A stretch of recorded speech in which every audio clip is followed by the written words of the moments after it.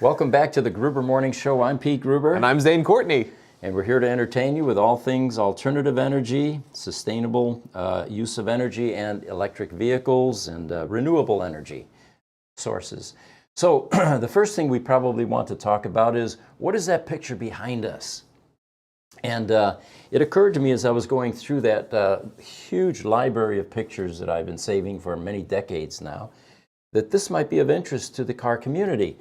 Do you remember how hood ornaments were really prolific? A lot of cars had them.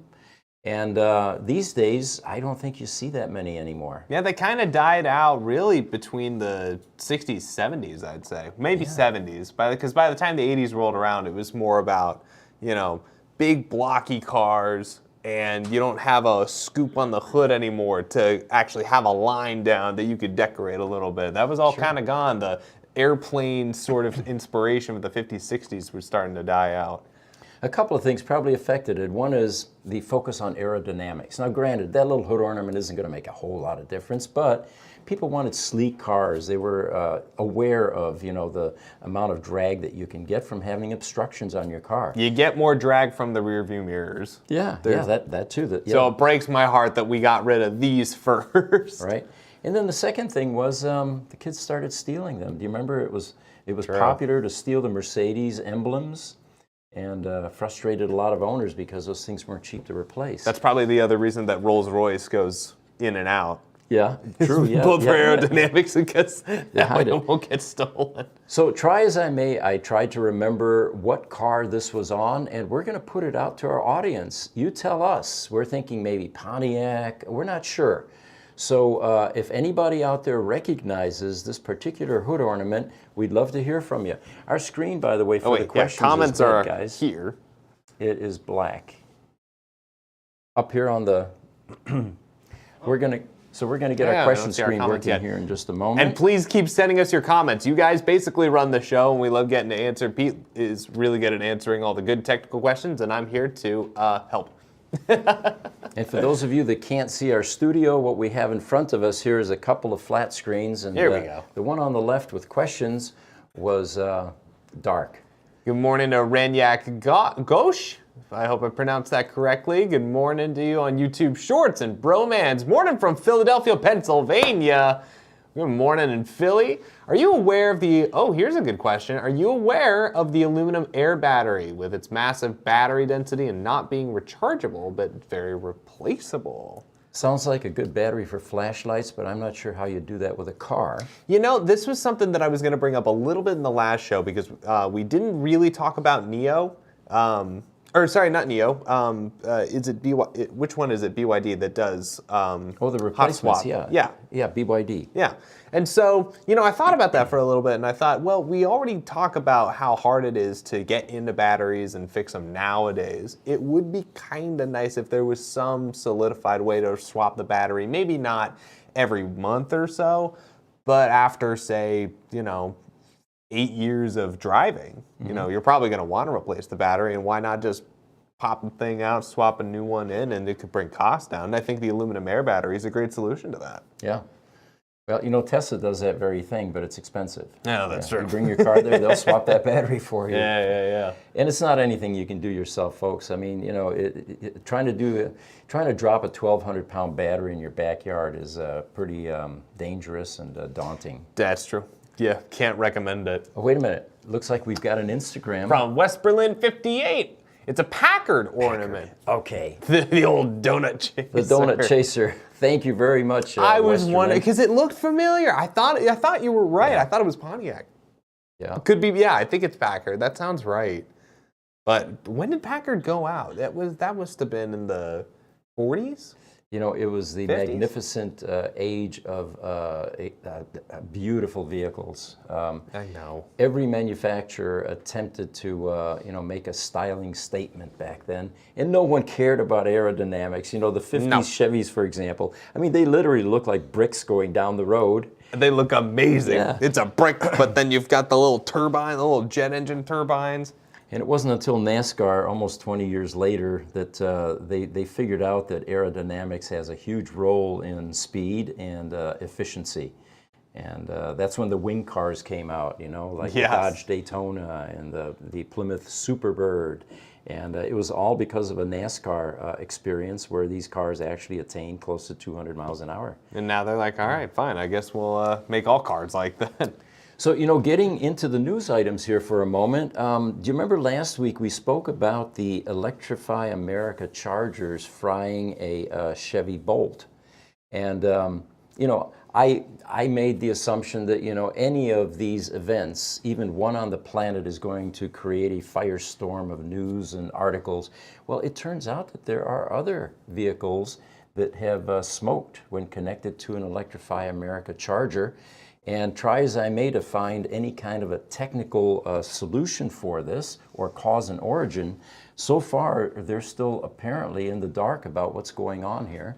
But there's no doubt about it, certain chargers apparently are killing some cars, and they're going to have to fix that pretty quickly, I would say. It's kind of crazy how it's going one of two ways. It's either sending too much energy and flooding the battery and causing an ignition, or actually there's been two cases of two different Rivians that have had the opposite problems, where one of them recently, or sorry, it was a F-150 Lightning that The Lightning, yes. the Lightning got break because of an Electrify America charger. But then there was also, most recently, there was a Rivian who, because of phantom draw, was left in their garage for about a week on the 240 volt outlet, and it only gained 50 miles back, which is an unbelievably small amount of power supposedly going in. I mean, it's taking in a lot of power, but the phantom draw on these things is unreal. You know, the biggest issue here is standardization and universal methods of charging. And as Tesla usually does, they took the lead on this a few months ago when they announced their universal charging standard. And they published their charging method to the world, allowing other manufacturers to pick it up and run with it. It would be nice if, you know, that if there was a universal charging plug and socket combination. I've been, since it got announced, I think that NACS is going to be the future. I think the North American charging standard should be that. It's easy, it's slim, it's powerful. I'd say let's just start there and work from there. That's an opinion piece, folks. But you know what, actually, I was just watching a great video by Marquez Brownlee, who just had a off-the-cuff video that he put out. It's a great one. And he basically mentioned the charging problem is the number one reason why people don't go electric. It's because, you know, the infrastructure is the way it is. And I think not only is standardization going to be a thing, but say what you want about gas, you don't have to worry about it getting plugged in and not working most of the time. All of your gasoline nozzles are the same diameter. It's the same, except for diesel, of course. That's true. plainly marked. That's true. Yeah. So okay, so you have to, but you know how many? If you drive a diesel, you know you drive a diesel most of the time. Now, wait a minute. Let me recall this now. Oh. The diameter of the diesel, is it larger or smaller than the gasoline? I believe it's larger. Larger. So Larger. you can't Let us put know in the diesel- comments if you drive diesel. Yeah. Let us know. So the only mistake you could make is putting gasoline into a diesel port. Yeah. And of course, that's not going to be, the car's not going to be. Or happy vice with that. versa. You don't want to necessarily throw diesel into a regular, 87 engine. Yeah. 87 octane engine. All right, TikTok, Bobby Mart, 43. He says launch control, Launch exclamation control. mark. Yep, we're taking off here. Now we've got a technical question from TikTok from Kelly McLean, 598. She is saying, or he, could be either, I suppose, my 12-volt battery on my Model S is now 5 years old with over 60,000 miles. By the way, that is an achievement. Here in Arizona, with the heat that we have, we're probably seeing 1.5 to 2 years on those original Tesla Model S 12-volt batteries. Her question is, should I be proactive and replace it? No. The car will tell you well ahead of time when the battery is beginning to fail, and you've got at least a couple, 3 weeks before you need to deal with it. So I would say continue to enjoy this kind of a unusual lifespan on your 12-volt battery. I'd say also now is a great time to plug that Gruber Power does in fact sell replacements for those Model S battery at 12 volts. They are on our website, and for those of you that are willing to go inside the frunk and replace a battery, yes, they are available, and it's about half the cost of what it would take to have it done at a Tesla service center. I love a good shameless plug whenever I can help it. Why not? From Thomas Curtis, good morning from New Zealand. Right on YouTube, good morning. From Sumit Gupta on Facebook, are you hiring? We're always hiring. We have ads constantly running. They are Phoenix-based positions, though. So if you're willing to relocate or live in Phoenix, we'd love to talk to you about technician positions. We don't know what to call them anymore. Mechanic, engineer, technician. It's really a combination of all three. And the skills acquired, OJT type skills, are they are marketable, and they will look good on your resume. There you go. Also, it's worth noting, this kind of ties into the 12-volt thing. Hey, you mentioned that in Phoenix, they're known to dry up. Arizona kind of has the opposite problem of every other state in the world, where everybody complains about the cold weather that affects the batteries. But because of lithium-ion, hot weather also tends to have a massive draw on them because they're very temperature-sensitive batteries. Well, they have thermal management. And, true. When well, and it spending a lot depends of on what time. kind of thermal management they have. I mean, thanks to Tesla and the octavalve, those things are incredibly efficient, but not everybody's got an octavalve. Well, we have a gender definition for Kelly McLean. It is a him, and always, you guys, thank you. Oh, sorry, he's on TikTok. Yeah, TikTok. Right on. Excuse me, we have a guy on TikTok. I'm going to call him Reckon on TikTok. Diesel nozzles are larger. Oh, okay. There we All go. right. Thank you for that clarification. Thank you. Well, I was confident, but I'm glad we got some clarification on that. Hey, there's our first sunglasses question from TikTok. Yes. SLCRIC. Why the sunglasses? Why not the sunglasses? Our standard answer to that is we will have a frequently asked questions section on our website soon, but wait for that reveal video. It's going to be a very popular one because that question comes up not just once, but sometimes many times. It's the question. It is. It's the question that defines the Gruber Morning Podcast, Gruber Morning Show. Oh, here we go. Trucker Alistair, good to see you again on YouTube. Great to see you. Does the Semi, this is, maybe we should get into that story a little bit. Okay. Does the Tesla Semi have reversing, moving side mirrors, or do I need to get it on the step and reverse it like a Peterbilt? We were unable to really do a deep dive into that Semi that we were taking pictures around and filming just last week. I don't know if we'll be able to get another one in our shop or near our shop, but those are certainly the types of things that we would like to dig into. Anyone got wood to knock on? We can. Yeah. There actually was an article by one of the magazines that was speculating why this Semi was in Phoenix, and I'm going to read you some of their assumptions here in a second. Most of which are wrong, by the way. Here we go. All right. So they're saying it appears that the Semi could have been hauling equipment to the Day 3 event of the Super Bowl experience, which includes a concert from Jimmy Eat World. I don't know who that is. Jimmy Eat World, yeah. Okay, all right. Different generation, guys, I'm into Motown type music, and classical maybe. But anyway, the concert is to take place at Hans Park, which is actually downtown. I can tell you that based on a reliable source, which is all I can say, that this vehicle was here for Super Bowl, and it is Frito-Lay and PepsiCo's attempt to get some cool advertising. So the vehicle was actually at a wrap shop here in our neighborhood, and that entire Semi, all 40, 50, 60 feet of it, was going to be wrapped with some advertisement for those two companies. The magazine that published this article, who was interested and curious about why it was here, they reached out to Frito-Lay's Modesto plant, but they were not immediately available to respond to our questions. It's going to be a well-kept secret, it looks like, as to why the Semi is in Glendale, or going to be in Glendale. So anyway, the background is Tesla kicked off deliveries of the Semi in December of last year, but it was not the first vehicle of its kind to the market. Remember, Daimler, Volvo, Nikola, and others had sold all-electric Class 8 units before Tesla did. However, the Tesla Semi range is the longest at this point, with a 500-mile capability. At this point, Tesla has only delivered Semi units to Frito-Lay in Modesto, California. The parent company, PepsiCo, told this magazine article that it expects to take delivery of 15 total Tesla all-electric semis in 2023. Doesn't sound like a lot, does it? I don't know. I mean, that's more than I would think to own, but because I'm not Frito-Lay. That seems like a lot of trucks. But the cool part is that these vehicles have contributed to more than a 90% cut in greenhouse gas emissions as part of the company's widespread sustainability mission.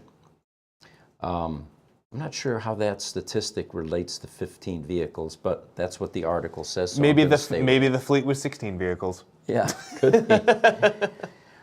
So anyway, Tesla will broaden semi output in the coming years to help companies offer more sustainable fleets. The company, Tesla, recently announced a $3.6 billion investment to expand its factory in Nevada to supplement broader semi production. So there are more coming, guys. That's interesting that they're choosing Vegas, which makes sense. We've talked a lot before about a lot of the operation for EV infrastructure that's going on in that area, not necessarily Vegas area, but in other parts of Nevada. And how about that? Looks like we got another big thing coming into Nevada. So, hey, that's going to be a fun hub to go visit, I think, within the next 10 years. Yeah, later on we'll talk about the migration that Tesla's making into Mexico and how much of a commitment they're making there. Pretty substantial. Well, here's a question from SLC Rick on TikTok. Forgive me if I didn't pronounce that right. What big three auto companies have had the best pulse on battery future tech? Oh, good question. The research and development that takes place at these companies is not it's not public information for a number of reasons. They're competing and they don't want the competition to know what progress or what challenges they're facing. So that type of information doesn't typically get released unless it leaks. And I'm not aware of any major leaks at this point. But Tesla with their 4680 cells is probably the closest thing we have to that. What we don't know is how many of these companies are working on the other chemistries, the salt battery, the graphene battery, or even like Jesse says, are they working on fusion? Now that we realize that we can get more energy out of something than we put into it, that seems like a future energy source that would replace everything. And is it going to be cheap enough to make it marketable for the average man and bring it all back to for everybody? I tell you, I think you're right. I think Tesla would be number one for the development of the 4680. I think number two I would actually give to Lucid because they're also keeping in mind their own, between those motors and the whole powertrain of that vehicle, they're really conscientious about what kind of batteries they can put in. So I think in terms of just the efficiency of those things, I think that the Lucid has done a particularly good job. You're right. It's kind of, I feel like with every vehicle on the road right now, we're seeing basically the same chemistry just because of what we have to work with. But between Tesla, Lucid, and I'll give Ford, I think, some of that credit as well, because they're also making these massive packs for the, not just for the Lightning, but for the Mach-E. And they've been able to do that with really low or no controversy around those things at all. So I think they're doing pretty good. Sure. One would expect Tesla to be really at the forefront of any of this type of R&D. And one of the reasons stated was last year, actually, when Elon said that, with mature products now and the production process is nailed down and 100%, the teams that designed these vehicles now have time to work on other things. It's going to be tough for the up-and-coming incumbents, and that's why Lucid is so remarkable, is that they are developing and working on new technology along with trying to meet their production goals. Yeah. And that's a daunting challenge when you're in, development mode and you're trying to get your production up and running. I do expect Tesla to be at the forefront again. No surprise there, right? All right, looks like we have a YouTube question from Fernando Gomez-Prada. Tesla Y 2023 has cameras and no sensors. Autopilot does not stop at red lights or stop at signs. Only stop where there is a car ahead of the light. What's the story? Well, there has been a big push by Tesla to, basically go fully camera and at least minimize the amount of other sensors that they need. I think that's partially to bring costs down, but they also have just an exceeding confidence that it's cameras only. That's all you need for a decent autopilot. Yeah. I would feel much safer if there was bidirectional communication with the traffic signals.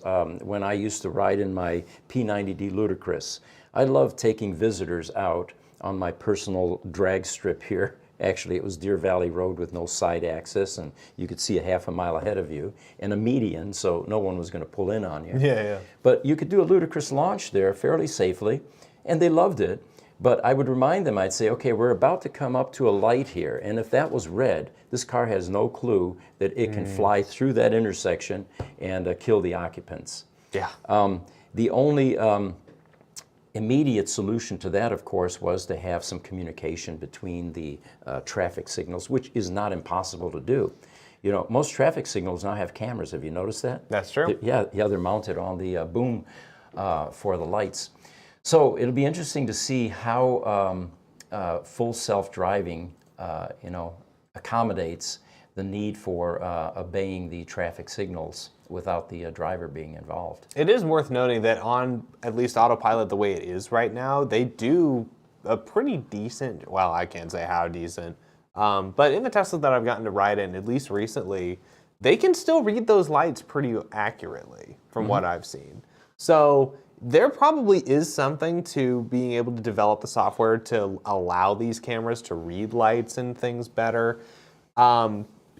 And minimizing the amount of sensors you need, sure, it's a great idea, but it's difficult when you're trying to develop such a robust autopilot system and only give yourself one form of data input.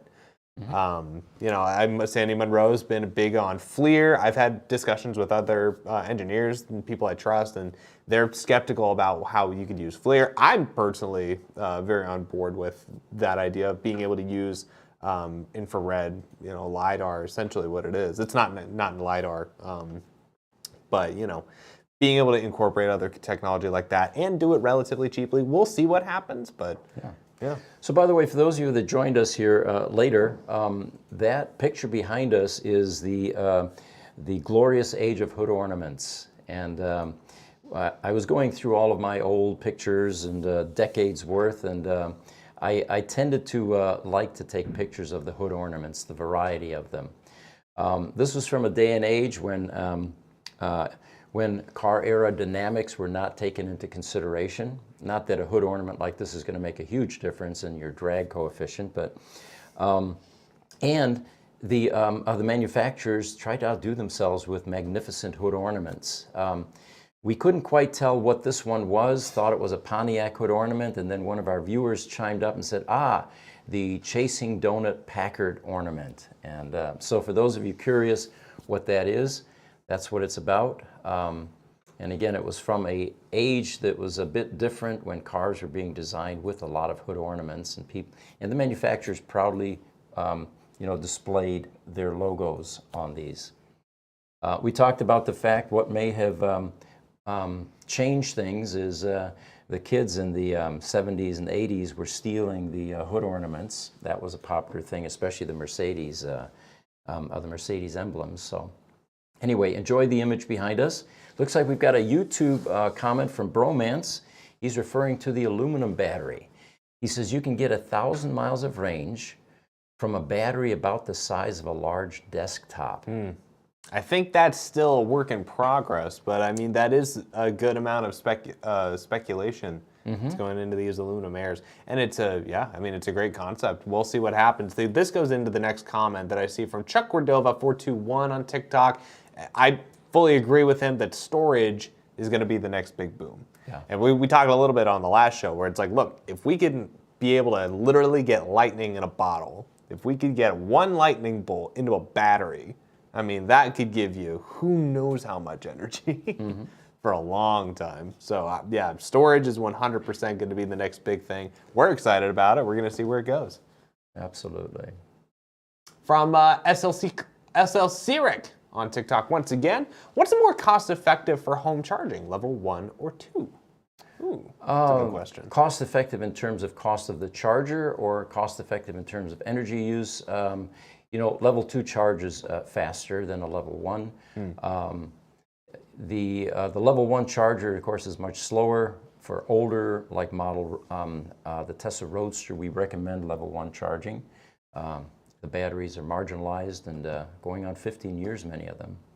By the way, one of the things, getting back to that other question about the batteries and the new types coming out, I was surprised. Monday night we were watching news at home, and there was a session about lithium-ion battery fires, and I guess it's getting national attention again. And they actually, there was a fire department, I think it's here locally in Peoria, that was doing some testing with lithium-ion battery packs, overcharging them to see what the result would be in a controlled environment. And then, of course, the goal was going to be, once it ignited, which is the outcome, what would it take to extinguish that fire?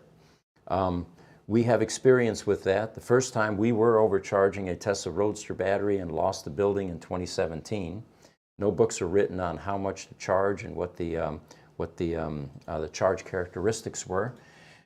From there, we put a lot of protocols in place, and we had another fire about 5 years later.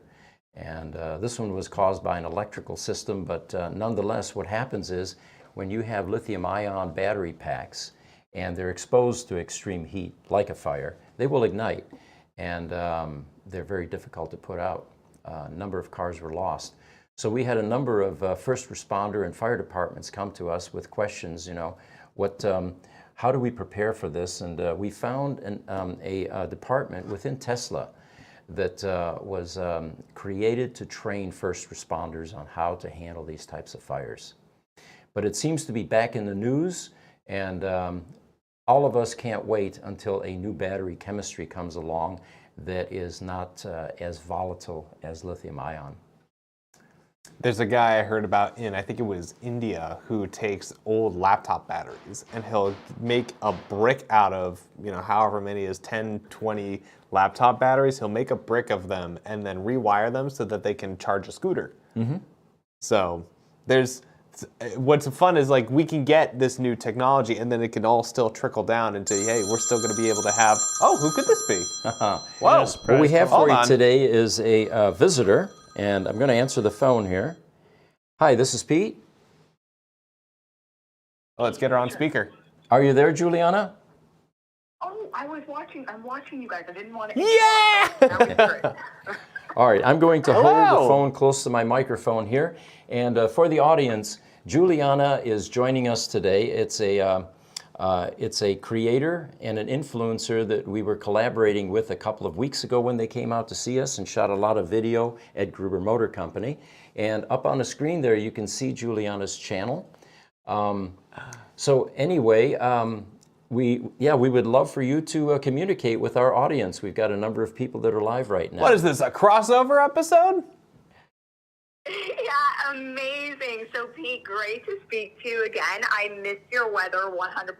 It's freezing here in Canada. I came back, and it was minus 37 degrees Celsius. Oh. And my driveway had 3.5 feet of snow.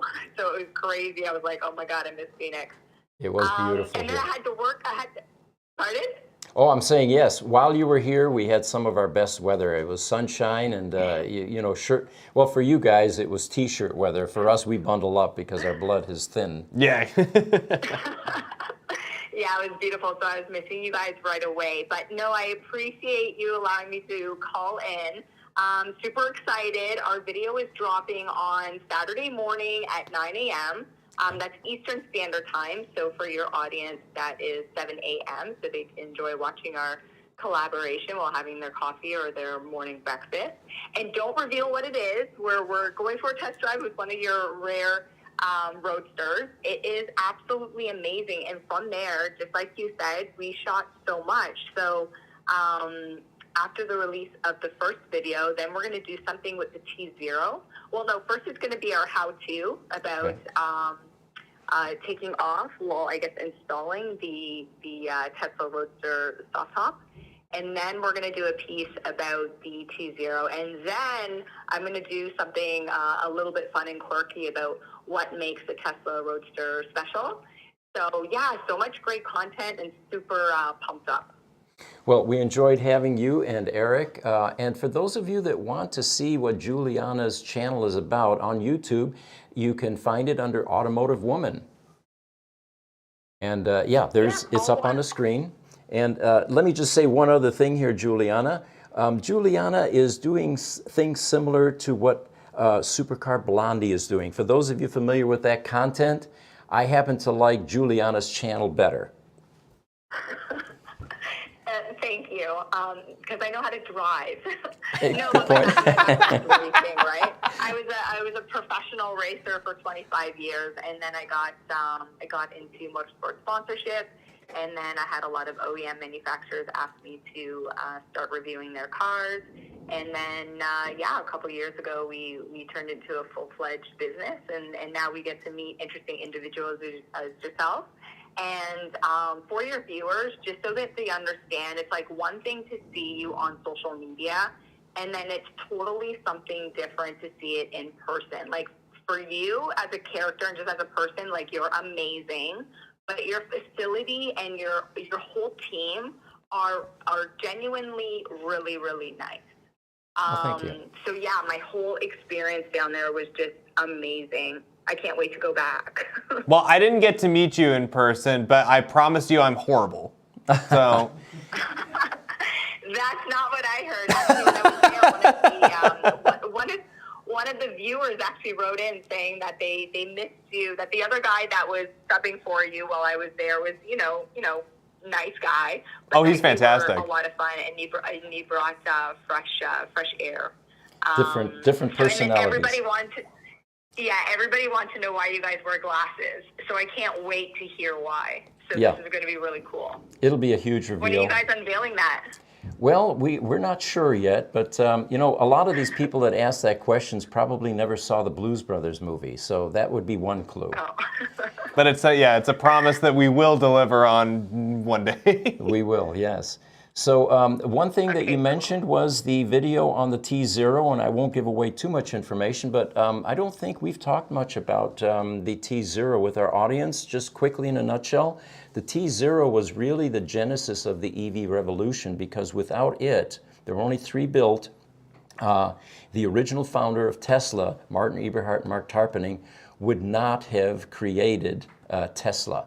It was the performance of this little electric sports car that convinced people that there was a market here and that it was a sustainable production process that could be put in place to make electric sports cars. But anyway, yeah, is there anything else you'd like to tell us in the audience, Juliana? No, I'm just honestly, I'm really excited. Like the video is great. I mean, I don't want to give away what car we went on a drive for, or drive with, I should say. But it's so interesting. Everything you have to say, from your personal vehicle to just the industry in general, and then the fast facts people will learn from Tesla behind the scenes, some celebrity car stuff, like. It's really, really cool. Like, I was in the vehicle with you, driving and having this conversation, but then when you watch it afterwards, it's like, holy crap, this is like really, really cool. So yeah, I'm confident people will enjoy watching it. So Juliana came out with her social media expert, Eric Depakamandi, and it turns out that he's on Instagram right now, and he just sent us a note. It says, "Was a pleasure to meet you, Pete, Richard, and all the team at Gruber Motors. And I highly suggest that you guys pay attention to this video. It will be released when, Juliana?" Saturday morning, 9 a.m. Eastern Standard Time, 7 a.m. your time. And you'll find it on the channel called Automotive Woman. All right, well, thank you for joining us, and we will be looking forward to that video. Okay, enjoy your day. Say hi to everybody. I miss them. They're awesome, especially my Brian. They're all here, and except for Brian, of course, but yeah, I'll tell him when I go next door. Okay, awesome. Have a great day. Thanks, guys. All right, you too, Juliana. Take care. Okay. Bye-bye. Okay. Well, that was the first. We actually took a phone call, during the podcast, and if that works out, we'll That's do more what we of need. it. Yeah. We should have a little call-in number. That'd be hilarious. Yeah, Juliana and Eric are from Canada. She's from Toronto. He's from Montreal, and yeah, I can only imagine how cold it They was. when seem got so back there. cool. I'd love to meet them myself. Yeah, I'll be darned. One of the things that I found about them that was inspiring was, we take pride in our production capabilities and how we're improving constantly. But boy, I'm telling you, these guys, it was take after take after take, and it was a quest for perfection. And I finally connected with that and realized that when you put that much work into the production, it definitely is going to give you a better result. Rush art. Yeah, so I am say it all waiting the to time. see their video because it was grueling, but it should be great. It's about refining. Yes. Yeah, no, they do good work over there. That's awesome. So, yeah, be sure to check it out. 9 a.m. Eastern Standard Time on Automotive Woman. You can check us out on their channel. I'd love to get them back down here, and then we can put some of them on our channel. And by the way, Juliana is correct. Her family was in racing, and she is an awesome driver. That's awesome. And there may be a bit of competition between her and Supercar Blondie, but Supercar Blondie really doesn't know how to drive the cars. Juliana, put her behind behind the wheel of one of these hypercars, and she'd know exactly what to do with it. Maybe it's a challenge. Maybe Supercar Blondie does in fact know, because a lot of those cars that she reviews, nobody can actually drive, as far as I know. But Good point. Yeah. we should set up a race. There we go.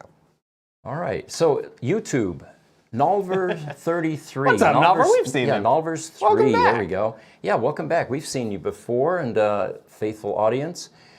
His question is, do all lithium-ion batteries have the same susceptibility to fire from, let's say, a collision?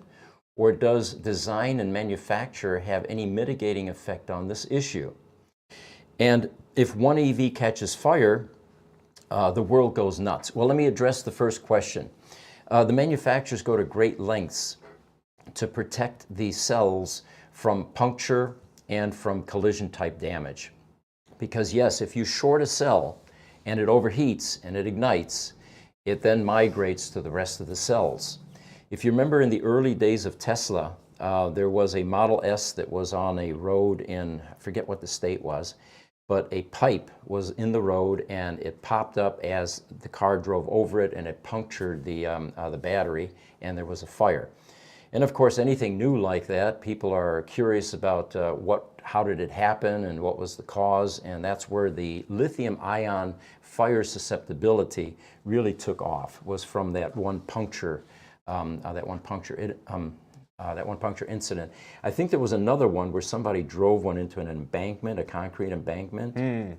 But so to answer that question, they go to great lengths to try to protect those batteries, and they are improving designs.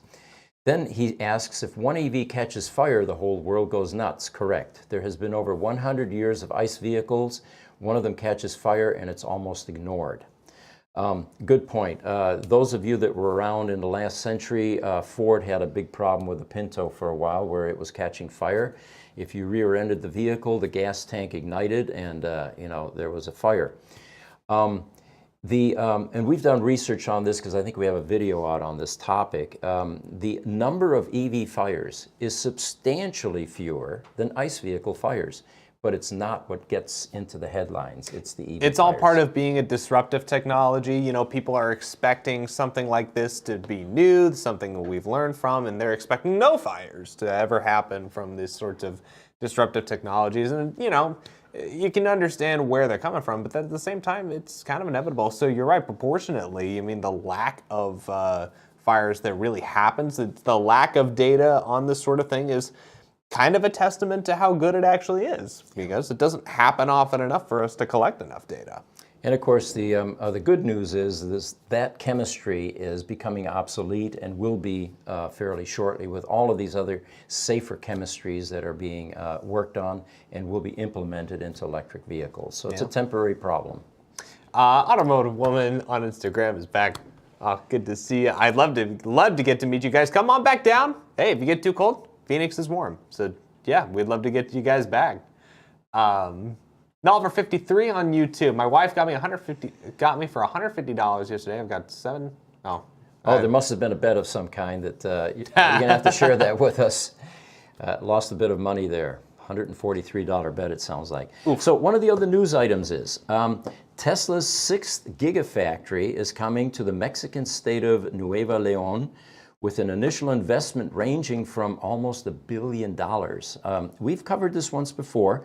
It is near Monterrey, Mexico, and we put up a map. It's in the center of Mexico, south of Texas. But what's significant about this is not only the amount of money that they're spending on this, but this will become the most expensive Gigafactory yet. By comparison, Gigafactory Berlin was $5.5 million. Now, you know, those numbers sound small at this point. It used to be, you know, years ago that a few $100 million was an enormous amount of money. Now we're into the, you know, trillions and into billions. But $5 million for a Gigafactory, that doesn't seem like a lot. Well, then it goes on. It says that the Austin, Texas factory cost the company $1.1 billion to build. Ah, there it is. And it's huge. You know, and I'm sure it has much to do with where it's located, the price they paid for land, you know, and of course the cost of labor in that area to build it. You couldn't do that in Silicon Valley. And that's probably one of the reasons they relocated to Texas, amongst others, of course. But Texas currently, they say, is building 3,000 Model Ys every week. And it will also be the production center for the new Cybertruck, which starts at the end of 2023. Now, I've got something else for you here. Real quick, Pete. Yeah. I'm going to pull this up for the audience. That article is over on The Verge, if you guys want to take a look at it. Oh, there you go. On The Verge, okay.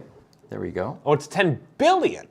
Yeah, it's a very expensive factory. Yep. Yeah. That's about a few simoleons there. And it'll also be the first time that Tesla builds an electric car entirely in Mexico. There are other auto manufacturers that routinely do that, like General Motors with the Blazer EV. Oh, so it's northern Mexico. Yeah, and Ford with the Mustang Mach-E. They're already doing that. Well, because Toyota is also building, Toyota and Ford both build vehicles out of that northern part of Mexico as well that come up. The Bronco Sport is built in Mexico. The Tacoma is built in Mexico. I think some other ones are. I can't remember off the top of my head, but I know at least those two models are built. So yeah, Mexico is becoming a huge distributor when it comes to automotive parts. So it's no surprise that Tesla's looking into them to start more production. And of course, cost of labor as well. Yeah, right. But Jesse, I've got an image I want to throw up there. It's the Lucid motor versus the Tesla motor. And this one is very compelling, actually. Once it's up on a screen there, what you'll see is the Tesla drivetrain. And what you're seeing here is... This is the Lucid Air motor, keep in mind. And what you're seeing here is the motor on the Tesla side, a transaxle, and an inverter. And to the right, you can see the Lucid equivalent of that. Now, the noteworthy things here are, take a look at the horsepower differences between those two. 429 horsepower and 670 horsepower for the Lucid. But the weight, it's almost half the weight. The Tesla version is 134 kilograms, and the Lucid version is 73 kilograms. So it's got enormously less weight and more power. The other thing I wanted to show you was there's a Roadster PIM that we've got a picture of. That inverter that you see on both of those pictures, the Lucid portion, the black portion, is the inverter. It's been reduced in size. The Tesla is round and it's still about the size of the motor. This was the original Tesla Roadster power electronic module.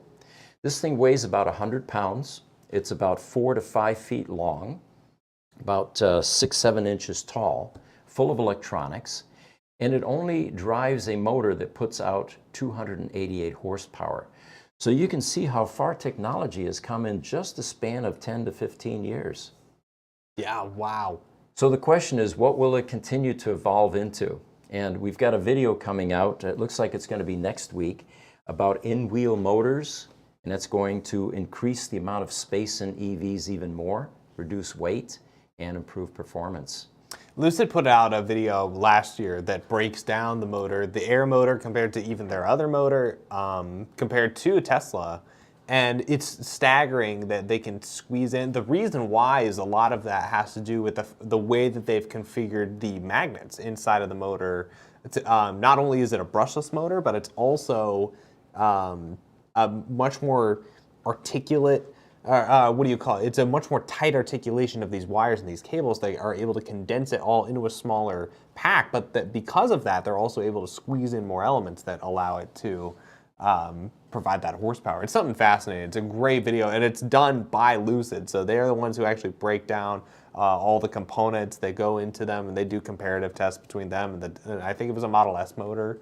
Hey guys, just so you know, we're at 50 minutes. Ooh, time flies by. I got another image that we can pop up, and it's the Lucid cutaway. It's actually a cutaway view of this motor that we saw a moment ago that seems to be substantially more potent than the Tesla motor. And what you're seeing toward the far right there, hovering above the assembly, is the inverter. That's the high voltage inverter, and you can see how much smaller that is, but it's able to put out so much more horsepower. And then you can see, of course, there's a planetary gear housing on the left, and then the windings and the rotor and the stator.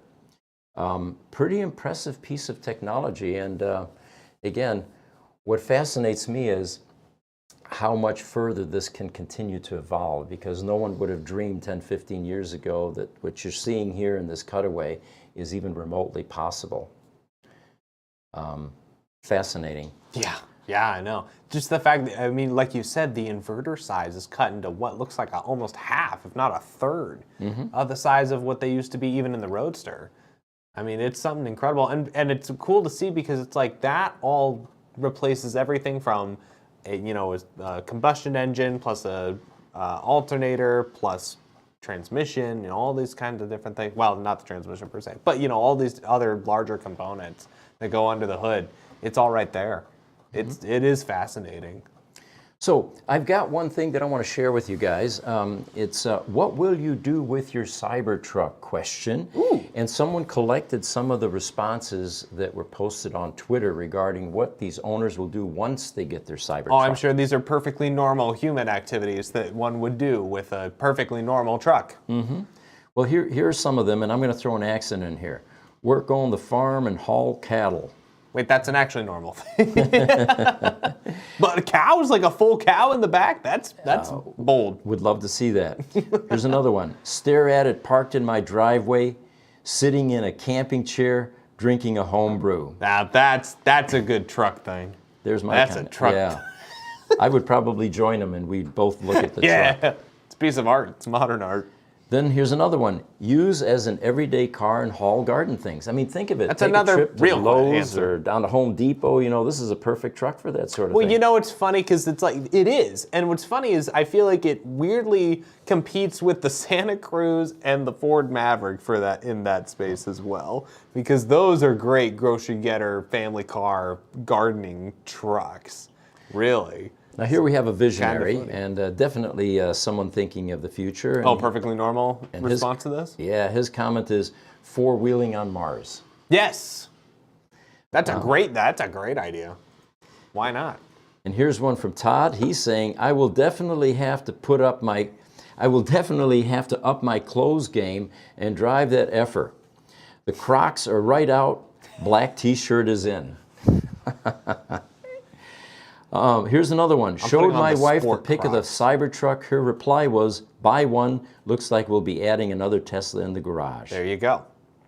If the wife says so, it's going to happen. Happy wife, happy life. Now, here's a sentiment that I think is probably echoed. I can't bear the weight. It is painful. The product is so sick, even more than a Model X. Happy to be one of the first to get this masterpiece. All variations are secured with FSD, TM, DM, and RWD. We'll see. It's funny, the closer we get to this sort of thing, I think I'm starting to finally feel the excitement that everybody else is. Because before I've just kind of been like, all right, fine, it'll come when it comes. So having started a response to what will you do with your Cybertruck, send us your suggestions and what you're going to do, and we'll read them. So The question is, when you get your Cybertruck, what's one of the first things that you'll do with it? I also love the lawn chair. I want to have a lawn chair, my Crocs, and my driveway. All right, so we were none of those confused things. earlier by Nolvers53, a YouTube audience member, when he said that he lost $150 yesterday to his wife, and his next response is, "Ugh, I meant to send that in a text to my brother. Whoops." All right, so we don't know what that's about. Good luck, Nolver. Whatever's going on, we're here for you, buddy. Absolutely. It gets better. All right. I think that's a good place to end the show with a little bit of optimism. Hopefully we're going to see more Cybertrucks, more hood ornaments, and more money to Nolver. I hope. Hopefully. And you know, the Cybertruck schedule, it does look like this year, toward the end of this year, they're going in production. Well, yeah, hey, let's see. We'll and do a then segment on- 2024, we're supposed to see mass production, so Exactly, yes. hey, Yeah. it's happening, guys. It's really happening. And make sure you watch the Super Bowl to see if you can find that semi-truck. It's supposed to be parked out in front, and it will be there with its wrapped trailer portion, and we'll see what they put on the sides.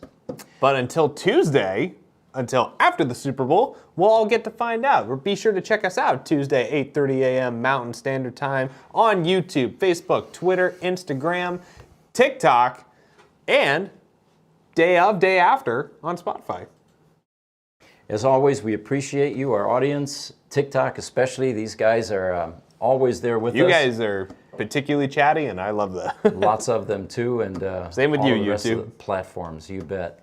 So we will see you next week. I'm Pete Gruber. And I'm Zane Courtney. We're signing off. Thank you.